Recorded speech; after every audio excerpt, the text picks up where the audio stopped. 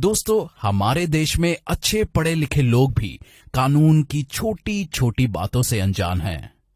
इसी कारण एक इंसान को समस्याओं से जूझना पड़ता है और कभी कभी इतनी हानि उठानी पड़ती है जिसकी भरपाई करना बहुत मुश्किल हो जाता है। नमस्कार, मैं हूं प्रभात परवाना। कानून कवरेज के इस खास शो में आपका स्वागत है। मेरे साथ सीट पर हैं सुप्रीम कोर्ट के अधिवक्ता श्री आर.के. शर्मा जी। शर्मा जी कानून कवरेज सीरीज के लेखक हैं।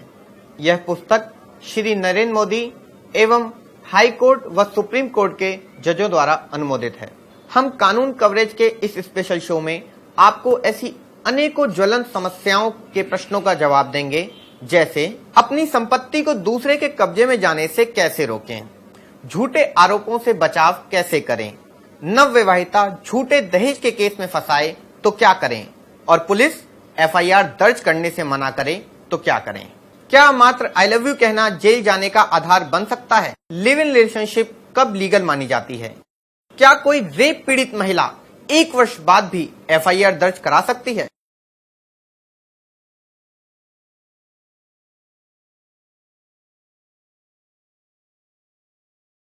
फैज अहमद जी हैं सीलमपुर दिल्ली, और इन्होंने हमसे प्रश्न किया है। ये बहुत कॉमन प्रश्न है और हर ज्यादातर आम जनता के दिमाग में आता है कि सर, लाल, नीली और पीली बत्ती लगाने के कौन कौन हकदार हैं, ये किस कानून का विषय है। इसमें थोड़ा सा मैं जोड़ना चाहूंगा कि सर, क्या आम आदमी किस स्थिति पर पहुंचकर या किस पोजीशन पहुंचकर क्या लाल, नीली या पीली बत्ती का उपयोग कर सकता है? इस पर यूपी और बिहार में तो गांव के प्रधान और ब्लॉक प्रमुख भी लगाते हैं भैया, है ना, इसीलिए ज्यादा आपने पूछा है। देखिए,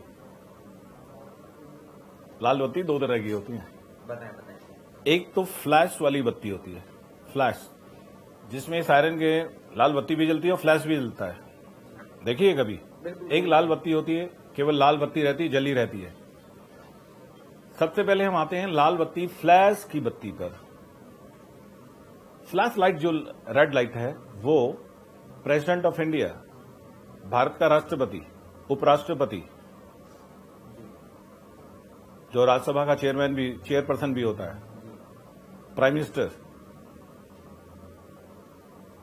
केंद्रीय मंत्री, सेंट्रल गवर्नमेंट के,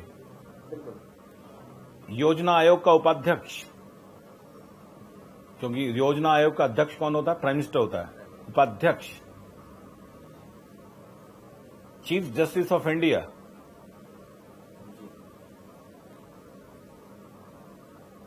चीफ मिनिस्टर, राज्यों के मुख्यमंत्री, chief justice of state high court and supreme court के ऑल जजेस, ये फ्लैश वाली रेड लाइट लगाने के हकदार होते हैं। ठीक है, अब आते हैं रेड लाइट पर। रेड लाइट लगाने के जो हकदार होते हैं, चीफ इलेक्शन कमिश्नर, कैग का चेयरमैन, स्टेट गवर्नमेंट के राज्य मंत्री, राज्यों के मंत्री,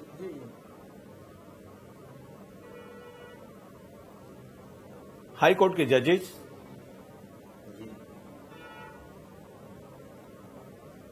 चीफ जस्टिस नहीं, जज, रेड लाइट लगाने के हकदार होते हैं। ठीक है, अब आइए पीली बत्ती। पीली बत्ती भी लगाते हैं। राज्यों में एसएसपी और एसपी, जैसे दिल्ली में डीसीपी बोलते हैं, पीली बत्ती लगाने का हकदार होता है। ठीक है, बिल्कुल बिल्कुल। एम्बुलेंस नीली बत्ती लगाने का हकदार होता है। पेट्रोलिंग करने वाली गाड़ी, रात को पेट्रोलिंग करने वाली गाड़ी नीली बत्ती लगाकर चलना चाहिए। अगर रेड डालने के लिए गाड़ी जा रही है पेट्रोलिंग वाली, कहीं कोई बहुत दुर्घटना में, तो रेड लाइट लगानी चाहिए, रेड लाइट जलानी चाहिए। ये प्रोटोकॉल हैं बत्तियों के, लेकिन मुझे हंसी इस बात पे आ रही थी लाल बत्ती कि काउंसलर की मैंने तो लाल बत्ती देखी है, काउंसलर ग्राम प्रधान लाल बत्ती लगा के चलता है, ब्लॉक प्रमुख घूमती हुई लाल बत्ती लगा के चलता है, बाकी की तो बात ही छोड़िए। शायद मैंने तो ऐसा भी देखा है एक एनजीओ वाले ने भी बत्ती लगा रखी है। जी, मेरा प्रश्न था ये जी, एनजीओ भी आजकल लाल बत्ती का प्रयोग बेढल्ले से कर रहे हैं, और ये किस तरह से, ये क्या जायज है? और एकदम नाजायज है, राजा मूर्ख प्रजा धूर्त। चलिए जी, बहुत अच्छे से आपने मेरे प्रश्न का भी उत्तर दिया और फैज अहमद जी को भी उनका उत्तर मिल गया होगा। आइए अगला प्रश्न लेते हैं। नीरज जी हैं बिलासपुर छत्तीसगढ़ से। इन्होंने हमें पत्र लिखकर पूछा है कि क्या डकैती रात को ही होती है? दिन में डकैती को क्या डकैती नहीं माना जाएगा? मेरे जीजा जी की ज्वेलर की दुकान है। सन 2009 में दुकान में दिन में डकैती डाली गई थी। चारों डकैत पुलिस की गिरफ्त में आ गए, परंतु 4 महीने बाद वे जमानत पे छोड़ दिए गए। क्या डाकुओं को इतनी जल्दी जमानत मिल जाती है? पहली बात तो ध्यान दीजिए, आपने प्रश्न में एक बात आ रहा है कि 4 डकैत पकड़े गए। ध्यान दीजिए, अपना आई कांटेक्ट मेरी तरफ करिए। जब आदमी 4, 3, 4 या 4 से कम रात को या दिन में किसी को लूटते हैं तो उसे डकैती नहीं कहते। डकैती के लिए 5 आदमी होने जरूरी है, नंबर 1। इसलिए सबसे पहले तो डकैती ना कह के उनको कहिए कि ये लूट कहें। जी, नीरज जी को शायद इस बारे में जानकारी नहीं। जी हाँ, ये टेक्निकल बात है। जी बिल्कुल। डकैती की परिभाषा में ये एक इंग्रेडिएंट है कि डकैती के लिए 5 आदमी होने चाहिए। उसी क्राइम को 4 आदमी करें तो लूट होता है, ठीक है, और 392 लगेगी। और इसी अपराध को एक आदमी और बढ़ जाए तो वो डकैती होगी। तो डकैती में एक आदमी और बढ़ जाता है। अब ये जो कह रहे हैं 4 महीने में जमानत होगी, इसमें फैक्ट्स एंड सर्कमस्टांसेस जिसे बोलते हैं हिंदी में स्थिति और परिस्थिति को देखकर पता लगेगा कि बेल कैसे हुई, क्यों हुई, ठीक है। लेकिन एक बात का सुधार मैंने किया है इसमें कि वो डकैती नहीं थी, वो लूट थी।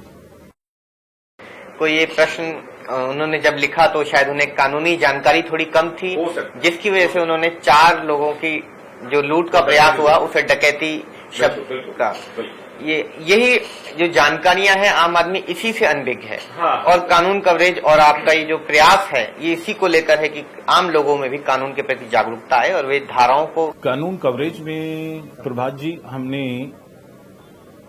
बहुत ही उम्दा चीजें, वो चीजें क्योंकि डिफरेंट जजेज ने हमारी किताबों को फॉरवर्ड किया है। सुप्रीम कोर्ट जज ऑनरेबल जस्टिस ज्ञान सुधा मिश्रा ने रिलीज किया है अपने डायस पे, अपनी चैम्बर में जस्टिस एसएन ढींगरा ने फॉरवर्ड किया है, जस्टिस शशि कुमार दुबे ने फॉरवर्ड किया है, पूर्व chief justice of Bihar justice Nagendra Rai ने फॉरवर्ड किया है, छत्तीसगढ़ के हाईकोर्ट के जज जस्टिस फखरुद्दीन उन्होंने फॉरवर्ड किया है, हमें प्रशंसा पत्र कपिल सिब्बल साहब ने भी दिया है, श्री नरेंद्र मोदी जी ने भी दिया है, डॉक्टर हर्षवर्धन जी ने भी दिया है। तो हमने उसमें उन बातों का बखान किया है, वो चीजें लिखी हैं कि जो अपने आप में ही कई बार तो मुझे लगता है क्रांतिकारी हैं। बदलाव होना चाहिए, सिस्टम में बदलाव होना चाहिए, सिस्टम के अगेंस्ट भी है, लेकिन सब अपनी अपनी जगह मजबूर हैं। हम पुलिस को दोष तो दे देते हैं, क्योंकि पुलिस आसान टारगेट इसलिए बन जाती है पब्लिक का कि वो वर्दी में होते हैं। लेकिन पुलिस का भी, अगर मैं पुलिस की तरफ से भी बात करना चाहूं ना, तो फिर मुझे ये कहना पड़ेगा ये पुलिस की बदकिस्मती है कि पुलिस का एक दरोगा, एक सब इंस्पेक्टर 2 स्टार, उसके बच्चे सरकारी स्कूल में पढ़ते हैं।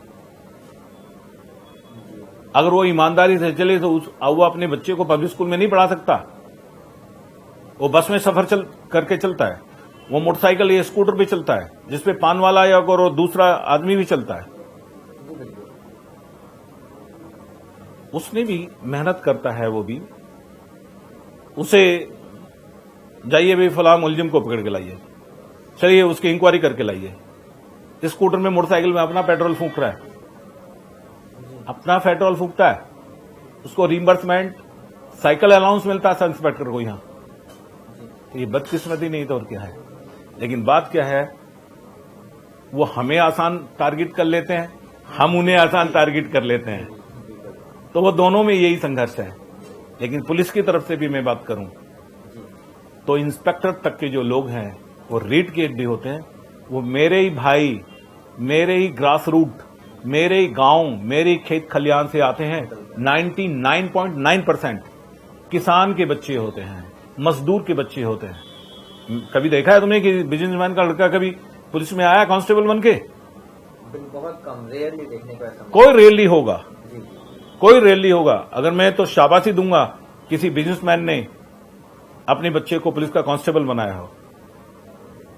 वो 9 महीने की ट्रेनिंग करके दिखा दे, वो सब इंस्पेक्टर बन के दिखा दे, डी कोर्स करके दिखा दे, वो उसको पता लग जाएगा।